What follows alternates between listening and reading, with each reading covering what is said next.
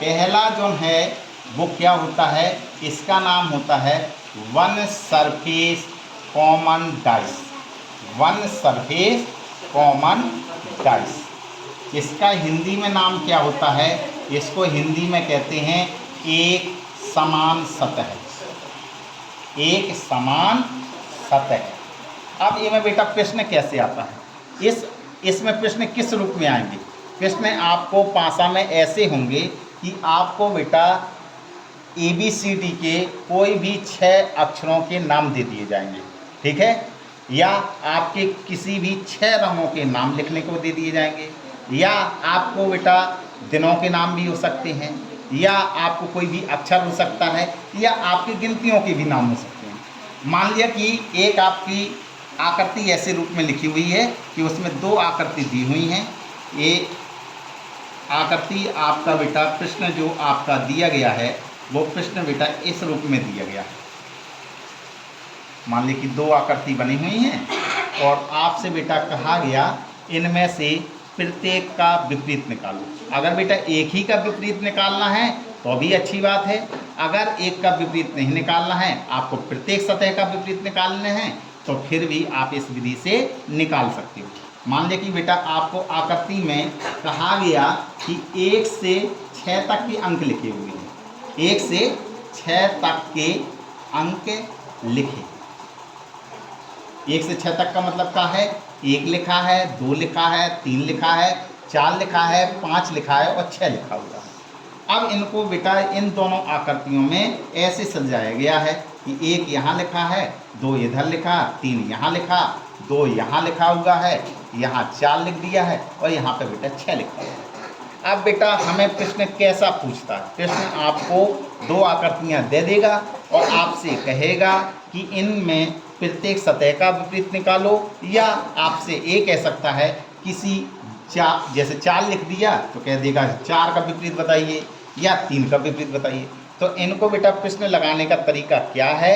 सबसे पहले बेटा आप दोनों आकृतियों में देखेंगे जो जिस सतह में जो अंक एक जैसा लिखा हो वो बेटा कॉमन सरफेस सतह होगी। तो दोनों आकृतियों में आप देखेंगे कि आपको सिर्फ A2 और इस तरफ का 2, ये दोनों बराबर दिखाई दे रहा है। तो आपको बेटा क्या होता है कि जो 2 एक जैसे दिख जाएं, इन्हीं का नाम बेटा क्या होता है? Common surface. जो सतह एक समान हो, जो सतह एक समान हो उसे बेटा क्या कहते हैं? Common surface. क्या कहना है बेटा? Common surface. तो इसमें बेटा कॉमन सरफेस वाला कौन सा है? 2। अगर बेटा प्रश्न में यही पूछता कि सिर्फ उभयनिष्ठ सतह बताओ, कॉमन को हिंदी में उभयनिष्ठ शब्द भी कहा जाता है, ठीक है।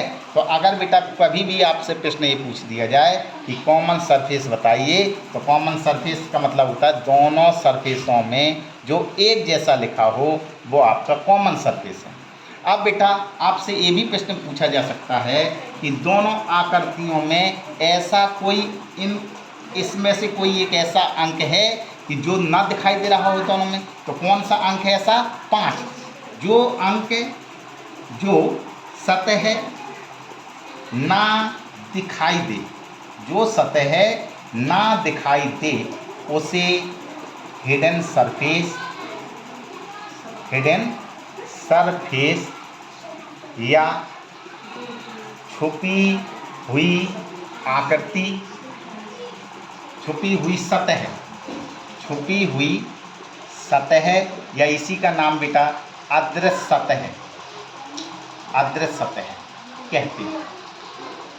जो बेटा आकृति दोनों आकृतियों में जो सतह है दोनों आकृतियों में ना दिखाई दे उसको हिडन सरफेस कहा जाता है, और जो दोनों आकृतियों में एक जैसा दिखाई दे उसको बेटा कॉमन सरफेस कहा जाता है। समझ में आया? हमेशा बेटा ये होता है कि कॉमन सरफेस का विपरीत हमेशा हिडन सरफेस होता है। हमेशा हिडन सरफेस होता है। और हिडन और हिडन का विपरीत हमेशा कॉमन सरफेस होता है, हमेशा कॉमन सरफेस होता है। तो आपने देखा कॉमन का विपरीत हिडन सरफेस होता है और हिडन का विपरीत कॉमन सरफेस होता है।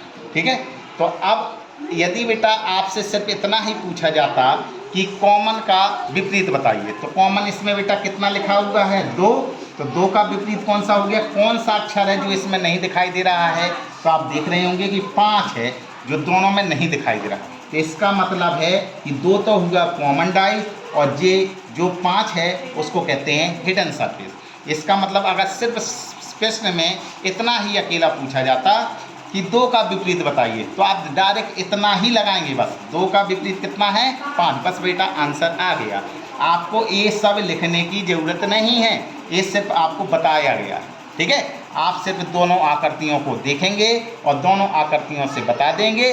जो दोनों सतहों में एक जैसा दिखाई दे उसको कॉमन सरफेस कहना है, और जो दोनों आकृतियों में ना दिखाई दे उसको हिडन सरफेस कहना है। अगर बेटा प्रश्न में आ गया कि प्रत्येक सरफेस का विपरीत निकालिए, प्रत्येक सरफेस का अगर प्रत्येक सतह का विपरीत निकालना हो तो आपको बेटा क्या करना है कि आप एक आकृति को, पहली आकृति और दूसरी आकृति, दोनों आकृतियों को पकड़ेंगे। जो बेटा एक जैसा अंक दिखाई दे रहा है, जो सतह एक जैसी दिखाई दे रही हो, उस सतह से आप क्या करना है? सुई की दिशा में घूम जाएंगे। तो कौन सा दिखाई दे रहा है? 2 एक जैसा कॉमन है, आपको सुई की दिशा में घूमना है। यहाँ भी 2 है, ये आपकी सुई की दिशा में घूम जाएंगे। एक बार और बात सुन लीजिए, जो 2 आकृतियों में जो सतह एक जैसा हो उससे आप सुई की दिशा में घूम जाएंगे तो आपको प्रत्येक सतह का विपरीत निकल के आ जाएगा। अब कैसे लगाएंगे बेटा सवाल को? पहली आकृति को पकड़ेंगे, पहली आकृति में क्या लिखा है? 2।